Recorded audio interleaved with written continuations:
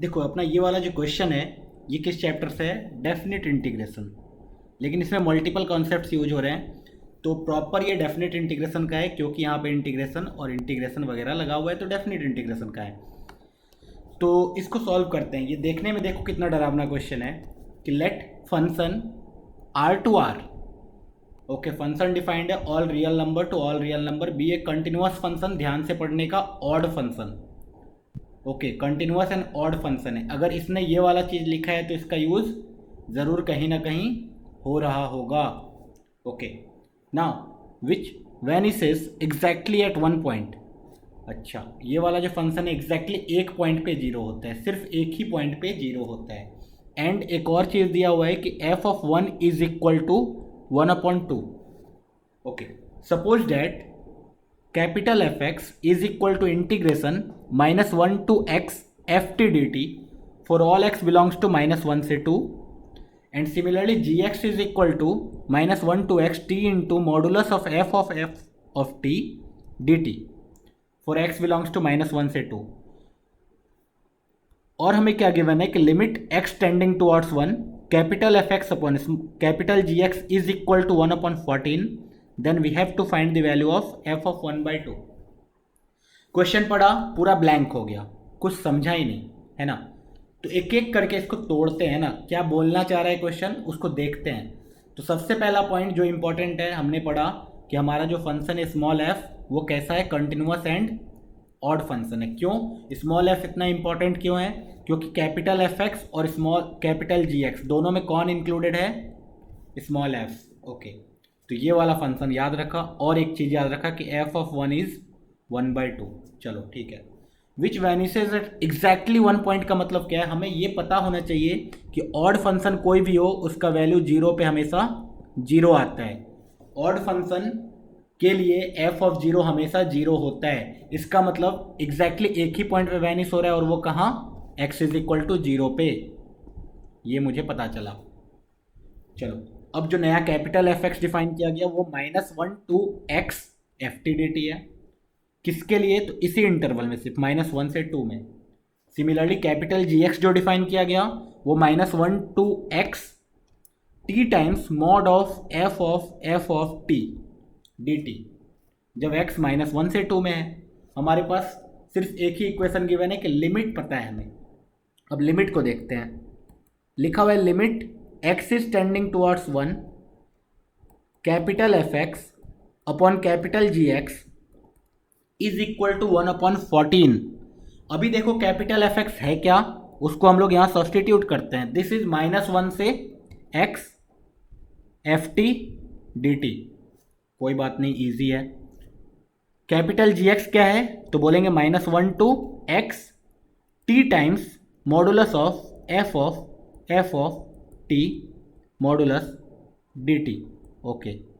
मुझे ये वाली लिमिट गिवन है 1/14। अब ये वाली लिमिट इवेलुएट कैसे करेंगे, तो लिमिट इवेलुएट कैसे करते हैं, तो सबसे पहले जहाँ भी लिमिट जाती है उसको हम लोग क्या करते हैं, डाल के देखते हैं कौन सा इनडिटर्मिनेंट फॉर्म आ रहा है। जैसे ही तुम x इज इक्वल टू 1 डालोगे, ऊपर वाला लिमिट कहाँ से कहाँ तक बनेगा, -1 to 1 F T D T, okay. Similarly नीचे वाला कहाँ से कहाँ तक बनेगा, -1 to 1 T times modulus of F T D T. अब मुझे ये पता ही नहीं ये कौन सा फॉर्म है, लेकिन एक चीज़ जो इन्फॉर्मेशन सबसे पहले लाइन में गिवन था वो अब यूज़ होने वाला है। क्यों, क्योंकि हमें पता है ये वाला प्रॉपर्टी जो डेफिनेट इंटीग्रेशन में है, that is -a to a, कोई भी फंक्शन हो एफ एक्स डी एक्स, ये क्या हो जाता है, 2 टाइम्स इंटीग्रेशन 0 से a F X D X when F X is even, and 0 हो जाता है when F X is odd, okay. इसका मतलब ये जो -a to a लिमिट होता है, तो इसके अंदर जो भी फंक्शन का इंटीग्रेशन हो रहा है वो अगर ऑड फंक्शन है तो इसका वैल्यू कितना आने वाला है, 0, और अगर इवन फंक्शन है तो वैल्यू कितना आने वाला है, 2 times of 0 to a F X D x. ये वाला फॉर्मूला तो हमें याद होना चाहिए, ये वाला प्रॉपर्टी याद होना चाहिए, इंपॉर्टेंट है। तो इस वाले प्रॉपर्टी से मुझे देखा कि ये जो एफ टी डी टी है ये कैसा फंक्शन है, शुरुआत में लिखा हुआ था कंटिन्यूअस एंड ऑड फंक्शन। अगर ये F T D T odd function है एफ टी, तो -1 to 1 में इसका इंटीग्रेशन कितना आएगा, 0 आएगा। 0 आएगा तो ऊपर वाला कैसा है, 0। तो हो ना हो नीचे वाला तो 0 होगा ही, इतना तो क्लिक कर जाना चाहिए एग्जाम में ना भी आए तो। ओके, लेकिन अब नीचे भी हमने देखा तो नीचे ये तो मॉड है, तो मॉड से माइनस रखो चाहे प्लस रखो, इस मॉड को कोई फ़र्क नहीं पड़ता है। लेकिन जब ऑड फंक्शन चेक कैसे करते हैं, जिसमें f of -x is equal to -fx आ जाए, तो मुझे दिख रहा है t एक बाहर टर्म है, तो ये पूरा का पूरा कैसा फंक्शन हो गया, ऑड फंक्शन। अच्छा, पूरा का पूरा फिर से ऑड फंक्शन हो गया, तो ये वाला इंटीग्रेशन कितना आएगा, 0। इससे मुझे क्या पता चला, ये जो लिमिट है वो किस फॉर्म का है, 0/0 फॉर्म का। तो हमें क्या लगाना पड़ेगा, LH रूल। चलो इतना क्लियर है। ये जो हमने एनालिसिस किया 0/0 फॉर्म लाने के लिए, ये अगर सपोज तुम्हें एग्जाम में नहीं आता है, तुम्हें समझ में नहीं आया कि तुम ये कर सकते थे और ये वाला प्रॉपर्टी याद नहीं आया, फिर भी तुम इस क्वेश्चन को कर सकते थे। कैसे, तो एक चीज़ बताया जाता है कि जब भी इंटीग्रेशन हो, लिमिट लगा रहे हैं और कोई चीज़ का इंटीग्रेशन निकाल रहे हैं, और इंटीग्रेशन में जो वो लिमिट है a टू कुछ भी वेरिएबल है अगर, तो हमेशा याद रखना क्या लगाना चाहिए, मोस्ट ऑफ द केस में न्यूटन लेबनिट्ज फार्मूला, मतलब डिफरेंशिएशन ऑफ इंटीग्रेशन। अब न्यूटन लेबनिट्ज फार्मूला क्या बोलते हैं वो भी रिवाइज कर लेते हैं एक बार। न्यूटन लेबनिट्ज फार्मूला ये बोलता है कि हमारे पास px से qx अगर कोई फंक्शन है fx dx, ये कुछ gx के बराबर है, तो g डैश x अगर कैलकुलेट करते हैं तो वो कितना आता है, तो मैं बोलूँगा f of qx into Q dash x minus f of px into p dash x, ये होता है g डैश x। इसी को बोलते हैं न्यूटन लेबनिट्ज फार्मूला। तो अगर हमें ये वाला एनालिसिस नहीं भी आता है तो मुझे समझ में आ जाना चाहिए था कि ये जो लिमिट 0/0 आएगा ही, और मुझे क्या करना पड़ेगा, इसका डिफ्रेंशिएशन करना ही पड़ेगा।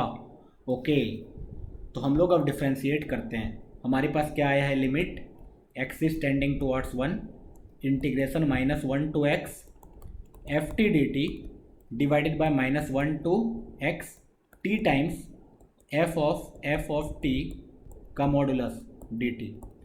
अच्छा, इसको लिमिट लगाना है तो ऊपर और नीचे अलग अलग डिफ्रेंशिएट करना पड़ेगा LH रूल से। तो ऊपर वाले का डिफ्रेंशिएशन कैसे होगा, न्यूटन लेबनिट्ज फार्मूला से f of x into x का डिफ्रेंशिएशन इज 1 और -1 है तो उसका डिफ्रेंशिएशन 0 हो जाएगा, आगे वाला सारा टर्म 0 डिवाइडेड बाय, नीचे क्या आया, जैसे ही x रखेंगे तो x into mod of f of x into x का डिफ्रेंशिएशन 1, आगे वाला टर्म 0। ये कितना गिवन है, 1/14। ओके, तो अब हम लोग जानते हैं कि ये जो हमारा fx है वो 0 कहाँ होता है, सिर्फ एक ही पॉइंट पे होता है, वो होता है x इज इक्वल टू 0 पे। इसका मतलब x इज इक्वल टू 1 पे अब ये इनडिटर्मिनेंट फॉर्म नहीं रहा, तो हम लोग अब डायरेक्टली वैल्यू पुट ऑन कर सकते हैं। डायरेक्टली जब वैल्यू पुट ऑन करेंगे तो हमारे पास क्या आएगा, f of 1 divided by 1 times modulus of f of 1 का mod, this is equal to 1/14। अच्छा, अब हमें क्या गिवन है, f ऑफ 1 का वैल्यू गिवन है। f ऑफ 1 का वैल्यू कितना गिवन है, 1/2। ओके, तो हम लोग क्या करेंगे, इसको सब्सटीट्यूट कर देंगे। f ऑफ 1 का वैल्यू हमने सब्सटीट्यूट कर दिया, जैसे ही सब्सटीट्यूट करेंगे 1/2, नीचे कितना आया, मॉड ऑफ f ऑफ 1 का वैल्यू 1/2 इज इक्वल टू 1/14। अरे वाह, हमें चाहिए क्या था फाइनली आंसर में, f ऑफ 1/2 ही तो चाहिए था, और अपने आप वो जनरेट हो गया। तो जनरेट जब हो गया है तो हम लोग क्या बोलेंगे, f ऑफ 1/2 का मॉडुलस कितना आया, 7 आ गया। इससे मुझे पता चला f ऑफ 1/2 कितना आएगा, 7 आएगा, क्योंकि इंटीजर टाइप क्वेश्चन था तो हम लोग -7 को इग्नोर करेंगे, और ये f ऑफ 1/2 7 आ गया। ओके, तो हमारा final answer is 7। So f of 1/2 is 7। तो IIT क्या करती है, इसी तरीके से क्वेश्चन इस टाइप का बना देगी कि तुम्हारा देखने में इतना टफ लगेगा कि तुम देख के ही छोड़ दोगे उस क्वेश्चन को, लेकिन जैसे ही हम लोग अटेम्प्ट करने जाएंगे तो ये बहुत ही बेसिक क्वेश्चन था, बहुत ही बेसिक फार्मूला यूज़ हुआ और हमने इसको बहुत ही आसानी से कैलकुलेट कर लिया। ठीक है, तो बढ़िया क्वेश्चन था, इम्पॉर्टेंट था, और बहुत ही कॉन्सेप्ट हमें सीखने को मिला इस क्वेश्चन से।